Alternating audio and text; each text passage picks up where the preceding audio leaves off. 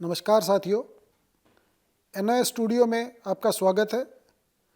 आज हम चर्चा करेंगे एक्रेडिटेशन सिस्टम के बारे में। एनआईएस में कोई भी स्कूल, एनजीओ अगर एक्रेडिटेशन के लिए अप्लाई करना चाहता है तो एनआईएस ने एक डेडिकेटेड पोर्टल एक्रेडिटेशन के लिए तैयार किया है। एक्रेडिटेशन का सिस्टम एक एंड टू एंड सॉल्यूशन है जो रजिस्ट्रेशन से लेके form filling, document uploading, online fees payment, inspection, document पे comment, e services, accreditation, renewal fees payment, re accreditation, dis accreditation सभी को इकट्ठे एक ही प्लेटफॉर्म पे लेके आए हैं और ई एक्रेडिटेशन के नाम से इस पोर्टल पे सभी के लिए अवेलेबल कराया है। एनआईएस में एक्रेडिटेशन के लिए जो ये सिस्टम तैयार किया गया है उसका बेसिक पर्पस है जो एनआईएस में छात्र छात्राएं, विद्यार्थी, शिक्षार्थी जो एनआईएस के एकेडमिक, वोकेशनल और ओबीई कोर्सेज में एडमिशन लेते हैं उनको ग्राउंड लेवल पे एकेडमिक सपोर्ट देने के लिए स्कूल्स, एनजीओज, एजुकेशन इंस्टीट्यूट्स की ज़रूरत पड़ती है। So to provide support to the learners, NIS ने जो existing available resources ground level पे अवेलेबल हैं, जैसे कि रिकॉग्नाइज्ड बोर्ड के affiliated schools like CBSE schools, Kendriya Vidyalaya, Navodaya Vidyalaya या स्टेट बोर्ड से एफिलिएटेड स्कूल्स, उन स्कूल्स को चुना और उनको एक्रेडिटेशन देके अपने साथ जोड़ा ताकि वो स्कूल्स एनआईएस के लिए एक्रेडिटेड इंस्टीट्यूट्स का काम करें और एनआईएस के छात्र छात्राओं को एकेडमिक सपोर्ट प्रदान करें।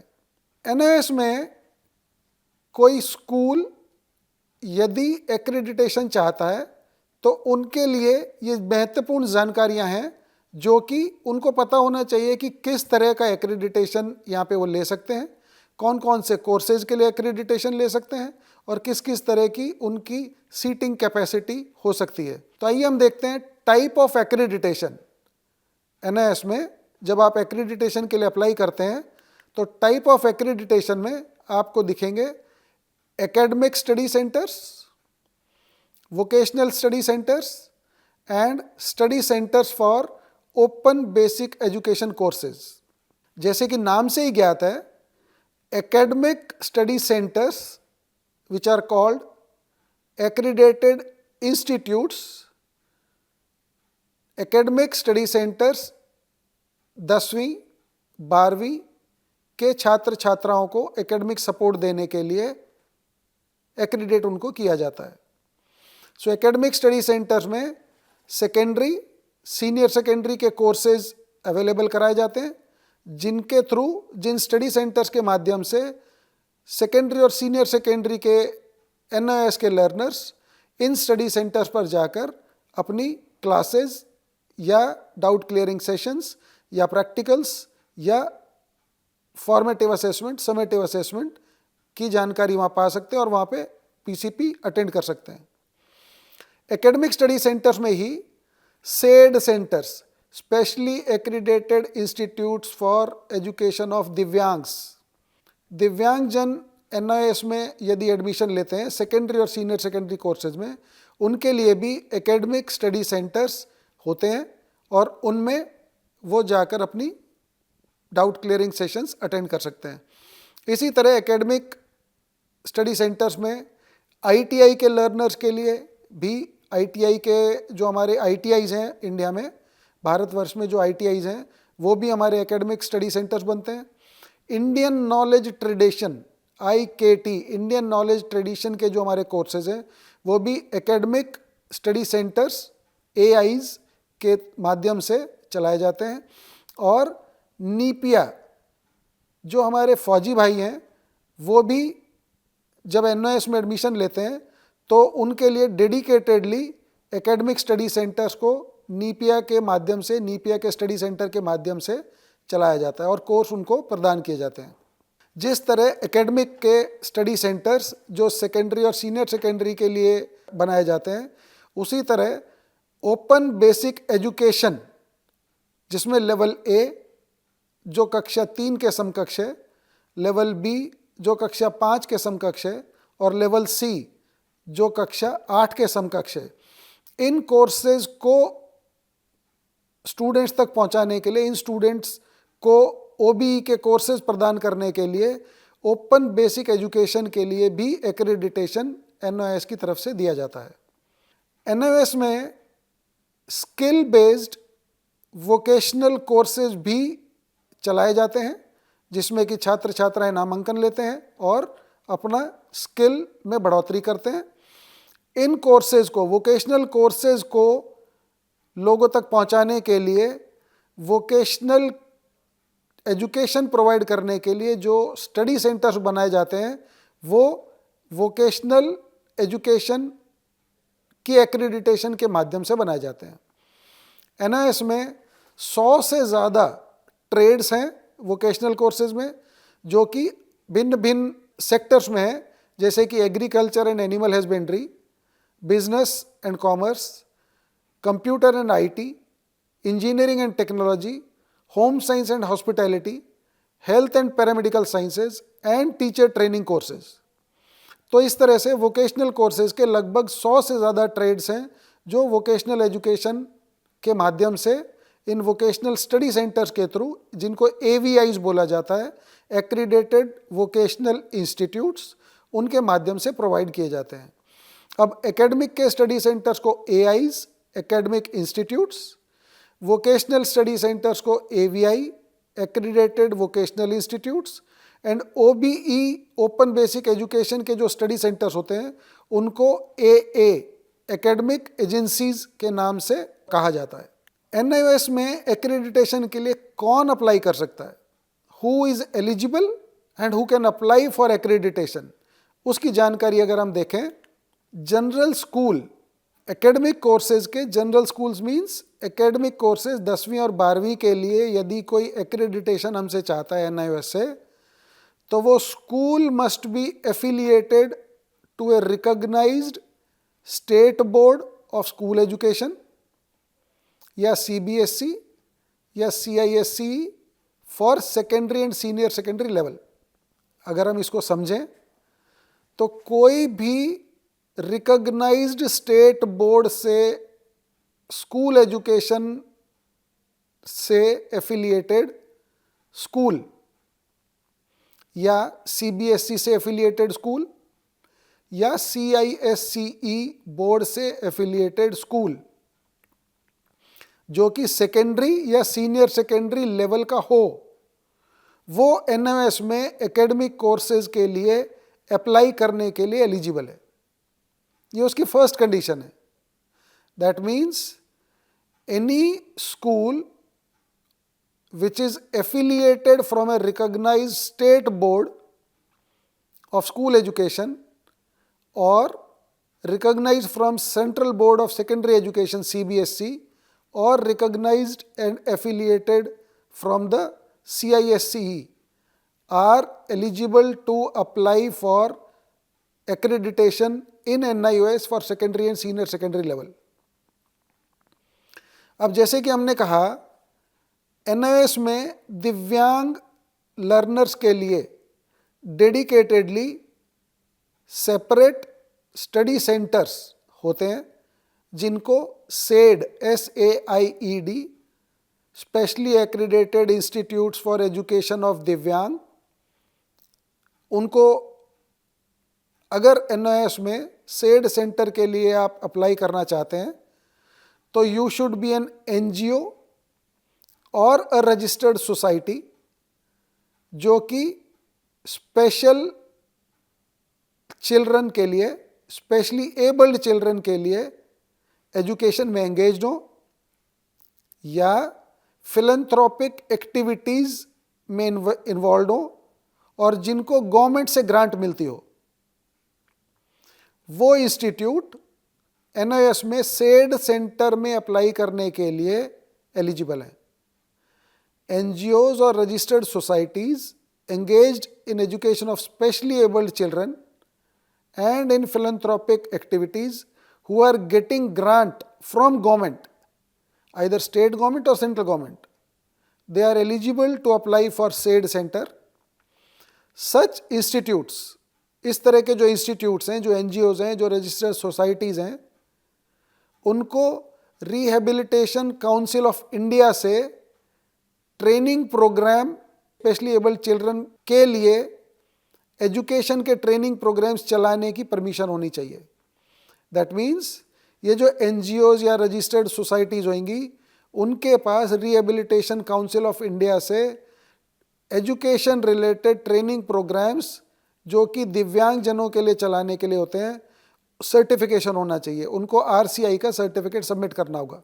या जो इंस्टीट्यूट्स डिसेबिलिटी के एरिया में PWD act 1995, PWD act, person with disability act 1995 के अंतर्गत हैं और जिनके पास PWD का सर्टिफिकेट है कंसर्न स्टेट गवर्नमेंट से, वो इंस्टीट्यूट्स भी सेड सेंटर के लिए NOS में अप्लाई कर सकते हैं. किस तरह की सर्विसेज ये स्टडी सेंटर्स यूज कर सकते हैं? NOS में जो स्कूल्स, इंस्टीट्यूट्स या रजिस्टर्ड सोसाइटीज जो स्टडी सेंटर बनेंगी, वो क्या क्या एक्टिविटीज़ NOS में करने के लिए अप्लाई कर सकते हैं? या तो फ्रेश रजिस्ट्रेशन, फ्रेश एक्रेडिटेशन के लिए स्कूल अप टू सेकेंडरी और सीनियर सेकेंडरी लेवल के लिए अप्लाई कर सकते हैं, उसको फ्रेश एक्रेडिटेशन कहा जाता है. या जो हमारे एग्जिस्टिंग सेकेंडरी लेवल के एक्रेडिटेड इंस्टीट्यूट्स हैं, AIs हैं, स्टडी सेंटर्स हैं, वो अपग्रेडेशन के लिए, upgradation means from secondary to senior secondary level, upgradation के लिए भी NOS में अप्लाई कर सकते हैं एक्रेडिटेशन के माध्यम से. या जिन एक्रेडिटेड इंस्टीट्यूट्स जो AIs, NOS के पहले से जो AIs हैं, स्टडी सेंटर्स हैं, जिनके पास पहले seating capacity, number of students enrolled की कैपेसिटी, अगर पहले उनके पास कम कैपेसिटी अलॉट हुई थी, मान लीजिए 150 कैपेसिटी उनको अलॉटेड थी, अब वो ड्यू टू इंफ्रास्ट्रक्चर इंक्रीज अपने स्कूल में अगर इंस्टेड ऑफ 150 अगर वो 300 या 500 की कैपेसिटी लेना चाहते हैं स्टूडेंट्स के लिए, तो increase in number of seat के लिए भी वो अप्लाई कर सकते हैं एक्रेडिटेशन के माध्यम से. यदि NOS में पहले से एक्रेडिटेड इंस्टीट्यूट जिनके पास स्टडी का मीडियम ऑफ ट्रांजैक्शंस का कोई एक मीडियम, मान लीजिए हिंदी, इंग्लिश, उर्दू, गुजराती, तमिल, इस तरह के जो मीडियम है उनको पहले अगर कोई प्रोवाइड किए गए, मान लीजिए 2 मीडियम उनके पास दिए गए हैं, इंग्लिश और हिंदी, अब वो कोई रीजनल मीडियम भी लेना चाहते हैं अपने स्टडी सेंटर में, तो वो भी एक्रेडिटेशन के माध्यम से अप्लाई कर सकते हैं, वो भी इसी कैटेगरी में काउंट होते हैं. किसी भी स्टडी सेंटर को, किसी भी स्कूल को NOS में एक्रेडिटेशन के माध्यम से फ्रेश रजिस्ट्रेशन के लिए फॉर एक्रेडिटेशन या कोई भी सर्विस यूज करने के लिए, मान लीजिए सीट अपग्रेडेशन के लिए या मीडियम ऐड करने के लिए, कोर्स अपग्रेडेशन के लिए, एसेंशियल रिक्वायरमेंट्स फुलफिल करनी होती हैं, तभी उनका सेंटर, उनका स्कूल एक्रेडिट होता है या अपग्रेड होता है. तो जो एसेंशियल रिक्वायरमेंट्स से अगर हम उनकी बात करें, तो सबसे पहला एलिजिबिलिटी कौन अप्लाई कर सकता है? या तो जैसे अभी हमने कहा कि स्कूल, मदरसा जो कि वक्फ बोर्ड या मदरसा बोर्ड से रिकॉग्नाइज्ड हो, वो जेल, भारतवर्ष में जितनी जेल हैं वो भी, उनमें से बहुत सारी जेल्स हमारे स्टडी सेंटर्स हैं जहाँ पे कैदियों को मुफ्त पढ़ाया जाता है, NOS उसमें भागीदार है. और जेल भी हमारा स्टडी सेंटर्स बनते हैं, तो जेल हमारे स्टडी सेंटर्स बन सकते हैं. कॉलेजेस और एनी अदर एजुकेशनल इंस्टीट्यूट्स जिनकी एलिजिबिलिटी हमने अभी बताई, वो अप्लाई कर सकते हैं. उनके पास सफिशिएंट इंफ्रास्ट्रक्चर होना चाहिए. इंफ्रास्ट्रक्चर की डिटेल हम आपको आगे बताएंगे कि कौन सी टाइप के स्टडी सेंटर के लिए किस तरह का इंफ्रास्ट्रक्चर चाहिए.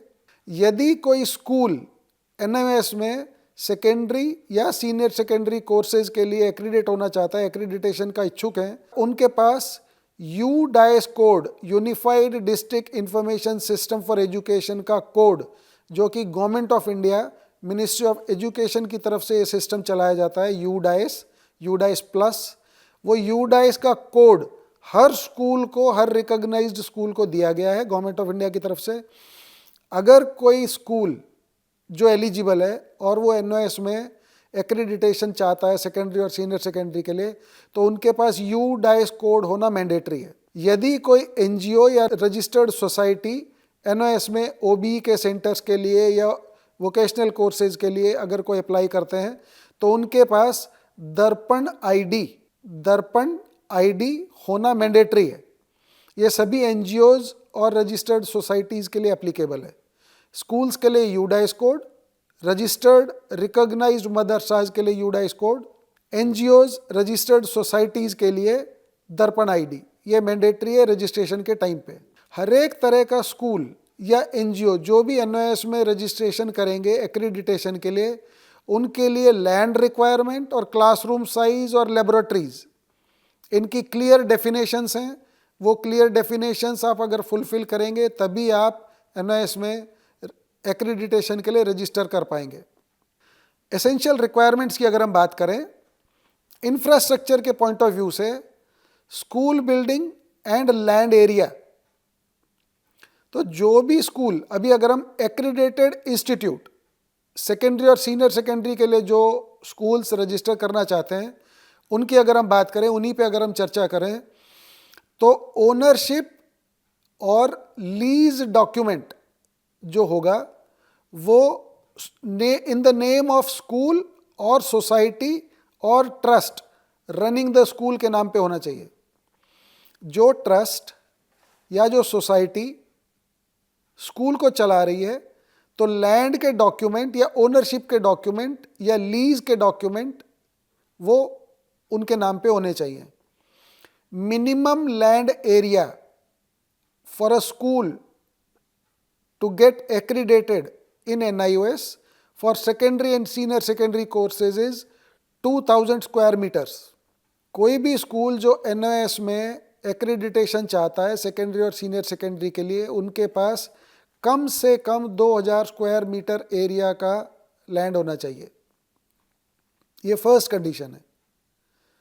Second is number of classrooms and library facility. NOS में जो सेकेंडरी और सीनियर सेकेंडरी के लिए स्टडी सेंटर्स एक्रीडेट किए जाते हैं, उनकी अलग अलग 3 तरह की टाइप हैं। 3 तरह के टाइप का मतलब number of enrolment, number of students which can be enrolled in a school, in a study centre, उसके बेस पे टाइप ए, टाइप बी और टाइप सी बनाए गए हैं, जो हम आपको आगे भी दिखाएंगे। अगर टाइप ए के लिए अगर आप अप्लाई करते हैं, आपका स्कूल में कम से कम 20 क्लासरूम होने चाहिए और हर क्लासरूम का साइज 15 बाई 20 स्क्वायर फीट यानी कि 300 स्क्वायर फीट का क्लासरूम होना चाहिए। तो 20 क्लासरूम 300 स्क्वायर फीट के अगर आपके पास हैं, तो आप एलिजिबल हैं टाइप ए। टाइप ए मतलब जिसमें 500 number of student, 500 students can be enrolled in type A study centre. यदि आपके पास 20 क्लासरूम्स नहीं है 15 बाई 20 एरिया के स्क्वायर फीट के, यदि आपके पास 15 क्लासरूम्स हैं, तो आप टाइप ए के लिए अप्लाई नहीं कर पाएंगे, आप टाइप बी के लिए ही अप्लाई कर पाएंगे। टाइप बी में 300 maximum number of students in 1 session allow किए जाते हैं। अगर आपके पास 10 क्लासरूम्स हैं, मिनिमम 10 क्लासरूम्स हैं, तो आप टाइप सी के लिए अप्लाई कर सकते हैं, टाइप बी या टाइप ए के लिए नहीं कर सकते हैं अप्लाई।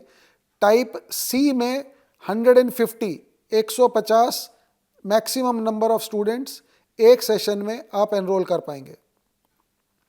तो school building, land area, classrooms, library facility should be there in the school to get accreditation. Teaching staff, secondary level का अगर आप एक्रीडिटेशन चाहते हैं, अगर आप अपने स्कूल में एनओएस का सेकेंडरी लेवल का एक्रीडिटेशन स्टडी सेंटर बनना चाहते हैं, तो आपके पास at least one trained graduate teacher हर सब्जेक्ट का होना चाहिए। हर सब्जेक्ट का एक ट्रेंड ग्रेजुएट टीचर टीजीटी होना चाहिए सेकेंडरी लेवल का, अगर आप स्टडी सेंटर बनना चाहते हैं। यदि आप सीनियर सेकेंडरी क्लास 12th के लिए स्टडी सेंटर के लिए एक्रेडिटेशन का रजिस्ट्रेशन करते हैं, तो आपके पास post graduate and trained PGTs in respective subject, जो भी सब्जेक्ट्स आप ले रहे हैं सीनियर सेकेंडरी के लिए, जो सब्जेक्ट्स एनओएस में अवेलेबल है, उन सब्जेक्ट्स के लिए आपके पास post graduate and trained TGTs होना मैंडेटरी है।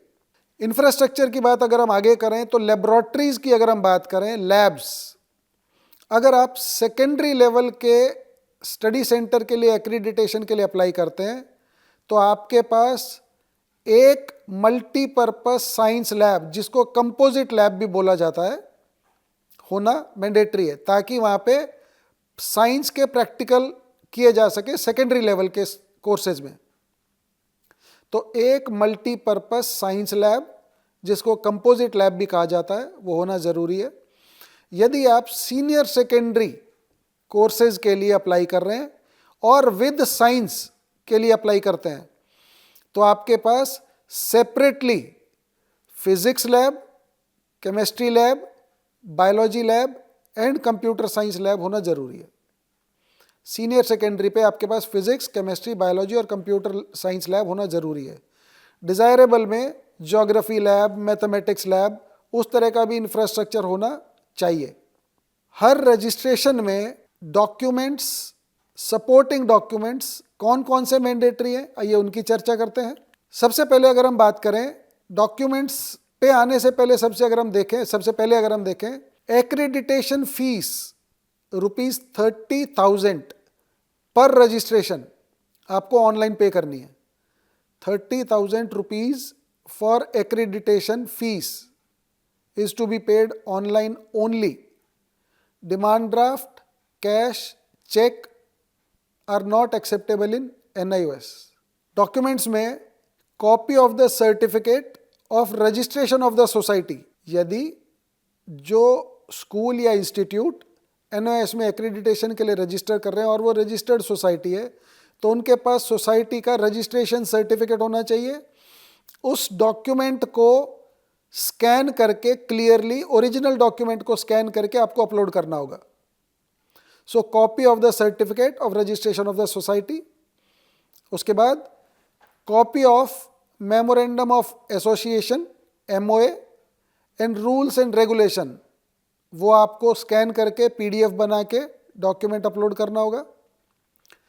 Copy of list of members of the governing body of the society with their occupation and address, वो भी आपको डॉक्यूमेंट स्कैन करके PDF फाइल बना के रजिस्ट्रेशन के टाइम पे अपलोड करना है।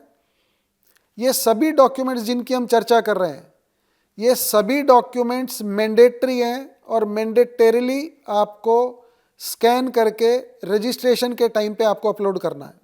Copy of resolution of the management for taking up open schooling courses with signature, जो मैनेजमेंट के ऑफिशियल्स होंगे उनका रेजोल्यूशन कि हाँ वो ओपन स्कूलिंग के कोर्सेज लेना चाहते हैं NIOS से, और उनके सिग्नेचर उस पर रेजोल्यूशन पे होंगे और उसकी स्कैन्ड कॉपी आप अपलोड करेंगे।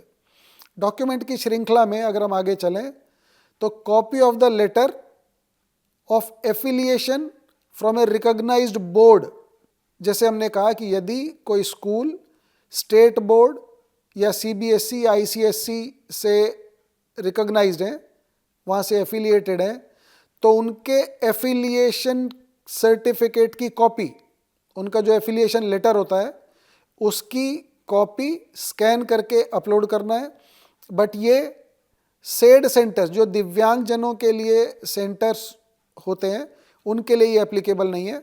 अदरवाइज बाकी सभी स्कूल्स जो कि स्टेट बोर्ड या रिकॉग्नाइज्ड बोर्ड CBSE या ICSE से रिकॉग्नाइज्ड हैं, एफिलिएटेड हैं, उनका एफिलिएशन लेटर की कॉपी आपको अपलोड करनी होगी। Copy of the audited statement of income and expenditure of the society for last 3 years. जिस वर्ष में आप अप्लाई कर रहे हैं उससे पिछले 3 कंजिक्यूटिव ईयर्स की audited statement of income and expenditure उस सोसाइटी की आपको अपलोड करनी है। अब जैसे कि हमने टीचर्स की क्वालिफिकेशन, उनकी डेजिग्नेशन, उनकी एक्सपीरियंस, उनकी length of service in that institution, उसकी लिस्ट भी आप लगाएंगे। क्योंकि हमने जब इससे पहले अभी बताया था कि अभी रजिस्ट्रेशन करने के लिए, एक्रेडिटेशन के लिए रजिस्ट्रेशन करने के लिए जो कोर्सेज आप अपने यहाँ पर सेकेंडरी, सीनियर सेकेंडरी के आप NIS से चलाना चाहते हैं, तो उसके लिए PGTs एंड TGTs की रिक्वायरमेंट है और उसकी डिटेल आप यहाँ पर अपलोड करेंगे। Minimum 4 photographs of lab and building of the school. हमने पहले देखा कि building is required, land area is required, minimum land area is required. Senior secondary with science अगर आप स्टडी सेंटर चाहते हैं तो आपके पास physics, chemistry, biology, computer lab होनी चाहिए। अगर सेकेंडरी लेवल पे आप अप्लाई करते हैं तो आपके पास कंपोजिट लैब होनी चाहिए। तो 4 photographs of these labs and building of the school, इनकी फोटोग्राफ्स आपको स्कैन करनी है, पहले खींचनी है, स्कैन करनी है और अपलोड करनी है। Copy of documents pertaining to land of school, जो लीज पे अगर है तो उसकी कॉपी, या ओनरशिप अगर आपकी है तो उसकी लैंड की डॉक्यूमेंट की कॉपी, वो आपको अपलोड करनी होगी। Affidavit duly filled by the principle of the applicant school, जो स्कूल NIS में स्टडी सेंटर के लिए एक्रेडिटेशन के लिए अप्लाई करते हैं तो प्रिंसिपल के साइन से ड्यूली एफिलिएटेड बाय प्रिंसिपल एक एफिडेविट आप अपलोड करेंगे। Pro forma for appointment of coordinator, school के जो प्रिंसिपल होंगे वो कोऑर्डिनेटर होते हैं। अगर वो किसी को नॉमिनेट करते हैं, जैसे वाइस प्रिंसिपल को अगर वो नॉमिनेट करते हैं to be a coordinator of the school for NIOS, अगर वो एक कोऑर्डिनेटर बनाते हैं, अपॉइंट करते हैं, तो परफॉर्मा उसका अपलोड करेंगे। MOU की कॉपी अपलोड करेंगे एंड कॉपी ऑफ रिकॉग्निशन। अब ये सेड सेंटर के लिए, अगर कोई दिव्यांग सेंटर के लिए, मतलब जो दिव्यांग लर्नर्स के लिए जो सेंटर आप अगर आप अप्लाई करते हैं NIS में, तो कॉपी ऑफ द रिकॉग्निशन या approval from rehabilitation council of India, उसकी कॉपी अपलोड करेंगे। या आपके पास अगर certificate of registration under persons with disability act 1995 है तो वो सर्टिफिकेट की कॉपी आप अपलोड करेंगे। यदि आप सेड के लिए अप्लाई कर रहे हैं, मतलब specially accredited institute for education of दिव्यांग लर्नर्स के लिए अगर आप स्टडी सेंटर के लिए अप्लाई कर रहे हैं और आपके पास RCI का सर्टिफिकेट है या आपके पास PWD एक्ट 1995 का सर्टिफिकेट ऑफ रजिस्ट्रेशन है, तो उसके साथ आप लिस्ट ऑफ स्पेशल टीचर्स या इंस्ट्रक्टर्स, उनकी complete list with their qualification, designation and experience, वो भी आपको अपलोड करना मैंडेटरी है। English translated copy of the document duly attested bye notary along with copy in regional medium. यदि आप किसी अन्य राज्य से हैं जहाँ पर कि इंग्लिश में डॉक्यूमेंट आपके पास नहीं है, तो आप रीजनल मीडियम का डॉक्यूमेंट साथ में उसकी English translated copy duly attested by the public notary, वो भी आपको अपलोड करना मैंडेटरी है। इन 16 डॉक्यूमेंट्स की स्कैन्ड कॉपी PDF बनाकर आपको रजिस्ट्रेशन के टाइम पे अपलोड करना है। यदि इनमें से कोई भी डॉक्यूमेंट मिसिंग होगा तो आप रजिस्ट्रेशन कंप्लीट नहीं कर पाएंगे, और इनवैलिड डॉक्यूमेंट यदि आप अपलोड करते हैं तो आपका registration without any justification cancel किया जा सकता है। यदि हम अब एक्रेडिटेशन सिस्टम की बात करें, as a whole accreditation portal की बात करें, तो E-एक्रेडिटेशन अगर हम इसको नाम देते हैं, 100% ऑनलाइन है, जहां पर कि आप रजिस्ट्रेशन ऑनलाइन करेंगे, डॉक्यूमेंट अपलोड ऑनलाइन करेंगे, डॉक्यूमेंट्स की वेरिफिकेशन ऑनलाइन होगी, डॉक्यूमेंट्स की रिपोर्टिंग ऑनलाइन होगी, इंस्पेक्शन फिजिकल होगी, लेकिन फिजिकल इंस्पेक्शन होने के बाद उसकी रिपोर्टिंग, इंस्पेक्शन की रिपोर्ट ऑनलाइन अपलोड की जाएगी। तो 100% ऑनलाइन सिस्टम है। Offline document, offline payment, offline reports will not be accepted under this system. Registration की बात करें तो रजिस्ट्रेशन वर्ष में 2 बार, रजिस्ट्रेशन वर्ष में 2 बार 2 महीने के लिए ही ओपन होगा। आप यदि एनओएस में एक्रेडिटेशन के लिए अप्लाई करना चाहते हैं तो रजिस्ट्रेशन विंडो जब खुलेगी उन्हीं 2 महीनों में ही आप अप्लाई कर पाएंगे। उसके अलावा रजिस्ट्रेशन विंडो की लास्ट डेट क्लोज होने के बाद आप रजिस्ट्रेशन नहीं कर पाएंगे।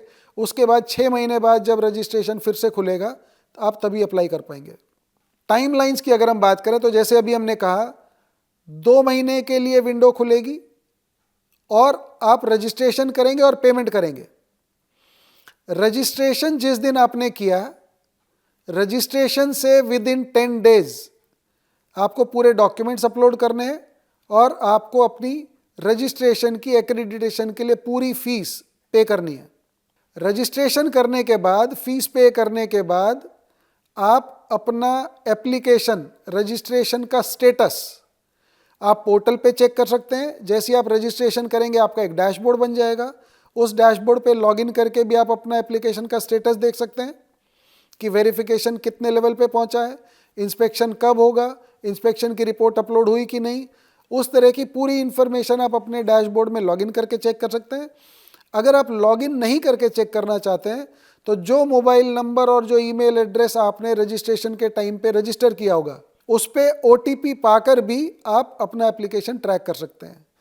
ई सर्विसेज जैसे हमने अभी पहले भी बताया, आप अपना सेंटर यदि आप बन गए, हमारा एक्रेडिटेशन सेंटर बन गया है आपका, तो आप अपग्रेडेशन के लिए सेकेंडरी से सीनियर सेकेंडरी या कोऑर्डिनेटर को चेंज करने के लिए, मोबाइल नंबर चेंज करने के लिए, ईमेल एड्रेस चेंज करने के लिए या मीडियम ऐड करने के लिए, उस तरह की सभी सर्विसेज को ई सर्विसेज के नाम से जाना जाता है और वो आप ऑनलाइन माध्यम से अपने डैशबोर्ड से ही कर पाएंगे।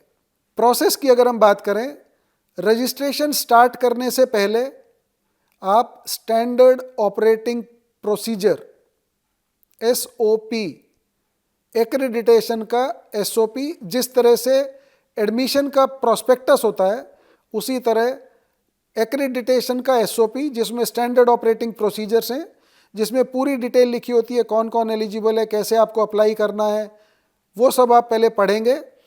उसके बाद यू एसेस द नीड। जब हम नीड असेसमेंट की बात करते हैं तो schools, NGOs, registered societies NOS में रजिस्ट्रेशन करने से पहले, आप चेक कीजिए, नॉर्म्स पढ़िए, गाइडलाइंस पढ़िए, कौन कौन से डॉक्यूमेंट्स की रिक्वायरमेंट है एक्रेडिटेशन के लिए वो देखिए। उसके बाद चेक कीजिए कि NIOS में जिस डिस्ट्रिक्ट में आप अपना स्कूल एस्टेब्लिश करके स्टडी सेंटर के लिए अप्लाई करना चाहते हैं, क्या वहाँ पे पहले से सीट यूटिलाइजेशन फुल है। अगर नहीं, मान लीजिए आपके एरिया में पहले से 5 या 6 या 10 स्टडी सेंटर्स हैं और उनकी सीटिंग कैपेसिटी 500 है, लेकिन सभी में 50 या 100 या 200, 300, 50%, 60% उसकी फिलिंग कैपेसिटी हुई है और यूटिलाइजेशन 60% है, तो आप चेक कीजिए कि आपको वहाँ पे अप्लाई करना चाहिए या नहीं। रीजनल सेंटर भी नीड असेसमेंट करेंगे और तभी आपकी एप्लीकेशन को आगे प्रोसेस करेंगे। तो वो नीड असेसमेंट आप पहले कीजिए, अन्यथा आप फीस पे करने के बाद भी अगर आपका स्टडी सेंटर की वहाँ रिक्वायरमेंट नहीं है तो NIS can reject your application for accreditation. आप SOP पढ़िए, नीड देखिए, उसके बाद डिटेल सबमिट कीजिए, रजिस्ट्रेशन फॉर्म भरिए, ऑनलाइन फीस भरिए, डॉक्यूमेंट्स अपलोड कीजिए। आपके अपलोडेड डॉक्यूमेंट्स जैसे ही आप अपलोड कर देंगे और फीस पे करेंगे तो आपका एक एप्लीकेशन नंबर जनरेट होगा। एप्लीकेशन नंबर जनरेट होने के बाद रीजनल सेंटर वेरिफिकेशन करेंगे। Within 7 days from the date of fee payment by the school verification हो जाएगी और वेरिफिकेशन के टाइम पे आपके ओरिजिनल डॉक्यूमेंट्स आप अपने ऑनलाइन रजिस्टर्ड फॉर्म जो आपने किया रजिस्ट्रेशन, उसका प्रिंट आउट के साथ ओरिजिनल डॉक्यूमेंट्स के साथ आप रीजनल सेंटर पे सबमिट करेंगे। रीजनल सेंटर वेरिफिकेशन करेंगे आपके डॉक्यूमेंट्स की और आपके डेटा की, जो आपने रजिस्टर किया ऑनलाइन वो डेटा, और जो डॉक्यूमेंट्स अपलोड किए ऑनलाइन, और जो आपने printed original documents regional centre पे सबमिट किए, उन डॉक्यूमेंट्स को वेरीफाई करेंगे। इंस्पेक्शन कमेटी से पहले रीजनल सेंटर पे स्क्रीनिंग बोर्ड की मीटिंग होती है, उसमें सीनियर ऑफिशियल्स होते हैं, वो आपके डॉक्यूमेंट्स को, आपके डेटा को फिर से रीवेरीफाई करेंगे। Inspection committee will physically visit the school who has applied for the accreditation. तो इंस्पेक्शन कमेटी आपके स्कूल पे फिजिकली विजिट करेंगे। जो इंफॉर्मेशन आपने फॉर्म में लिखी है कि आपके पास इतने क्लासरूम्स हैं, आपके पास लैब है, आपके पास इतना बड़ा स्कूल है, लैंड एरिया है, लाइब्रेरी फैसिलिटी है, जो इन्फॉर्मेशन आपने फॉर्म में लिखी है उसकी ऑथेंटिसिटी चेक करेंगे, फिजिकली वेरीफाई करेंगे, और फिर उसके बाद अपनी report inspection committee regional centre के माध्यम से हेडक्वार्टर पे सबमिट करेंगे।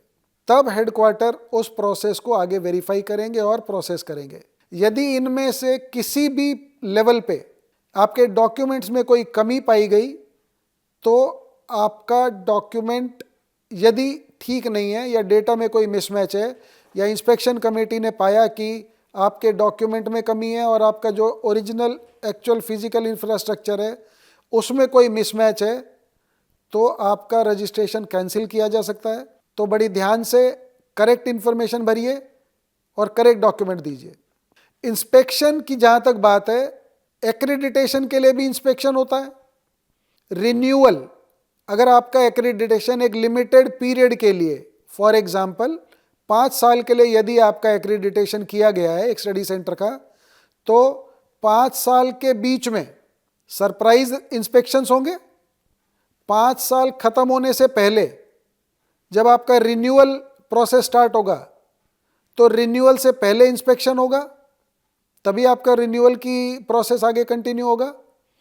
यदि आपका सेंटर, स्टडी सेंटर किसी भी वजह से डिसएक्रेडिटेट या नॉन फंक्शनल कर दिया गया है, तो रीएक्रेडिटेशन के लिए भी री इंस्पेक्शन होगा। यदि हम एक्रेडिटेशन की फीस की बात करें, 30,000 rupees is non refundable accreditation fees for study centres in India. यदि भारत में आप कोई स्कूल, एनजीओ, रजिस्टर्ड सोसाइटी या एजुकेशनल इंस्टीट्यूट जो एनओएस के साथ एक्रेडिटेशन करके जुड़ना चाहते हैं, उनको एक्रेडिटेशन के लिए 30,000 फीस सबमिट करनी है online. Application first time register करते टाइम आप ऑनलाइन पोर्टल के माध्यम से पहले 10,000 रुपये पे करेंगे। आप अपना डॉक्यूमेंट अपलोड करेंगे, एप्लीकेशन नंबर जनरेट करेंगे, और जब रीजनल सेंटर आपके डॉक्यूमेंट्स और आपके डेटा को प्रिलिमिनरी लेवल पे वेरीफाई कर देंगे, तो आप rest of the balance 20,000 rupees पे करेंगे, और उसके बाद रीजनल सेंटर आपके डॉक्यूमेंट्स की प्रोसेसिंग स्टार्ट करेंगे। सो registration fees and application fees total मिला के दोनों एक्रेडिटेशन फीस होती है 30,000 रुपये, जो कि आपको एक्रेडिटेशन के लिए पे करनी है। रिन्यूअल फीस 15,000 रुपये रिन्यूअल फीस है, जो कि आपका रजिस्ट्रेशन पीरियड या एक्रेडिटेशन पीरियड यदि 5 साल है, तो 5 साल के बाद आपका रिन्यूअल फीस आपको मैंडेटरली पे करना है, जो कि 15,000 रुपये। री एक्रेडिटेशन फीस, किसी भी वजह से अगर आपका स्कूल, स्टडी सेंटर या एनजीओ डिसएक्रेडिट किया गया एनओएस से, तो री एक्रेडिटेशन के लिए आपको 50,000 रुपये री एक्रेडिटेशन फीस पे करनी होगी। ई सर्विसेज के बारे में हमने आपको बताया, जहाँ पर स्टडी सेंटर जो एग्जिस्टिंग स्टडी सेंटर है वो ही ई सर्विसेज यूज़ कर सकते हैं फॉर चेंजिंग या अपडेशन ऑफ कोऑर्डिनेटर इन्फो। अगर आपका स्टडी सेंटर कोऑर्डिनेटर जो हैं, आप उनका नाम बदलते हैं या स्टडी सेंटर कोऑर्डिनेटर बदलते हैं, चेंज करते हैं, या उनके डेटा में कुछ अपडेट करते हैं, तो आप ई सर्विसेज यूज़ करेंगे। यदि आप सेकेंडरी से सीनियर सेकेंडरी में अपग्रेड करते हैं, कोर्स अपग्रेड करते हैं, तब भी, यदि कोई मीडियम ऐड करते हैं तब भी, यदि वोकेशनल कोर्सेज का कोई नया ट्रेड लेते हैं तब भी आप ई सर्विसेज यूज़ करेंगे। अपने स्टडी सेंटर की एड्रेस या बैंक डिटेल आप अपडेट करेंगे तो भी ई सर्विसेज यूज़ करेंगे। सीट इंक्रीज करने के लिए भी आप ई सर्विसेज का ही यूज़ करेंगे।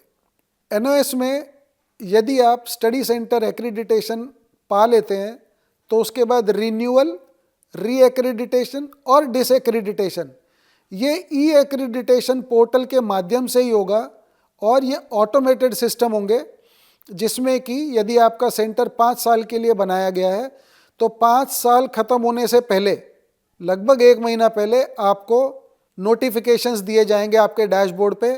आपके रजिस्टर्ड मोबाइल नंबर पे आपको एसएमएस दिया जाएगा जिसमें कहा जाएगा कि आपका इस पर्टिकुलर डेट पे आपका रिन्यूअल ख़त्म हो रहा है, आप कृपया रिन्यूअल फीस पे कीजिए। तो रिन्यूअल फीस भी आप पोर्टल के माध्यम से करेंगे। री एक्रीडिटेशन भी पोर्टल के माध्यम से होगा। एग्ज़ाम रिलेटेड, पीसीपी रिलेटेड सभी एक्टिविटीज़ वो इस पोर्टल के माध्यम से ही आपके स्टडी सेंटर के साथ लिंक की जाएंगी। इम्पॉर्टेंट पॉइंट्स टू रिमेंबर में यदि हम देखें तो आप एक्रेडिटेशन के लिए जो 30,000 रुपीज़ फीस पे करेंगे उसके बिना आपका रजिस्ट्रेशन कंप्लीट नहीं माना जाएगा और फीस एक बार पे करने के बाद रिफंड नहीं की जाएगी। And 50 rupees will be charge as additional along with the accreditation fee as processing fee. Registration fee जो कि 20,000 रुपीज़, जैसा कि अभी हमने कहा कि 30,000 रुपीज़ एक्रेडिटेशन टोटल फीस है, जिसमें पहला 10,000 रुपीज़ आप एप्लीकेशन रजिस्ट्रेशन के टाइम पे भरेंगे। रीजनल सेंटर की वेरिफिकेशन के बाद आप 20,000 रुपये with in 10 days from the day of verification by the regional centre वो आप पे करेंगे। नीड असेसमेंट आप चेक करेंगे। Schools of Delhi NCR, schools of Delhi NCR affiliated with UP board are not allowed for accreditation। इस तरह से आप पोर्टल पर, एनओएस का एक्रेडिटेशन के पोर्टल पर आप जाकर कौन कौन से बोर्ड्स से एफिलिएटेड स्कूल्स एलिजिबल नहीं है वो भी चेक कर लीजिए और क्लियरली स्कैन्ड डॉक्यूमेंट्स की इमेज या पीडीएफ फाइल आपको अपलोड करनी होगी। And application with any kind of discrepancy, मतलब अगर आपकी एप्लीकेशन में या आपके डॉक्यूमेंट्स में किसी भी तरह की कोई डिस्क्रिपेंसी होगी, किसी भी तरह की कोई त्रुटि होगी, कोई कमी होगी, तो आपके डॉक्यूमेंट और आपकी एप्लीकेशन को रिजेक्ट किया जाएगा और आपकी फ़ीस फॉरफिट हो जाएगी, वो फ़ीस वापस नहीं मिलेगी। एनआईओएस का एक्रेडिटेशन सिस्टम जो कि ई एक्रेडिटेशन कहलाता है, वो transparent, time bound, analytics based और डिसीजन सपोर्ट सिस्टम के रूप में उभर रहा है। और ये पूरे एक्रेडिटेशन की जो प्रक्रिया होगी, from starting registration to accreditation 100% is online और इसी पोर्टल के माध्यम से आप registration, e services, document upload और फ़ी पेमेंट करेंगे एक्रेडिटेशन के लिए। धन्यवाद।